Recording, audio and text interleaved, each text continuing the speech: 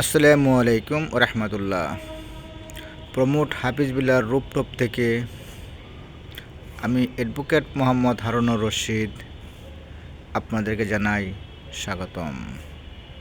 বন্ধুগণ, আজ আমি আপনাদের সামনে একটি ছোট্ট বিষয়ের অবতারণা করব। সেই বিষয়টি হলো পরিষ্কার পরিচ্ছন্নতা। ইসলামে আছে পবিত্রতা ইমানের অঙ্গ। পবিত্রতা ছাড়া যেমন কোনো ইবাদত সহিশুদ্ধ হয় না, ঠিক তেমনি পরিষ্কার পরিচ্ছন্ন না থাকলে সকল প্রকার রোগ বালাই আমাদেরকে আক্রমণ করে। প্রমোট হাফিজ বিল্লাহ একটি আধুনিক অ্যাপার্টমেন্ট বিল্ডিং যাহা প্রমোট বিল্ডার্স নির্মাণ করেছেন, এবং এই বিল্ডিংয়ের হ্যান্ডওভার থেকে আজ পর্যন্ত বর্তমান যে কমিটি, সেই কমিটির আমি অ্যাডভোকেট হারুন রশিদ সেক্রেটারি এবং ইলাস আল ইমরান সভাপতি, মানস চক্রবর্তী ক্যাশিয়ার,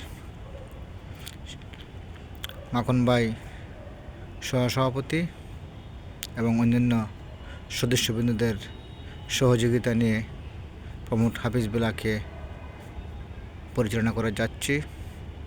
এখানকার বসবাসকারীরা যাতে সুন্দর এবং মানসম্পন্ন পরিবেশসম্মতভাবে বসবাস করতে পারে, সেই জন্য আমি সার্বক্ষণিক পরিষ্কার পরিচ্ছন্নতা অভিযান চালিয়ে প্রমোট হাফিজ বিল্লাহকে সুন্দর এবং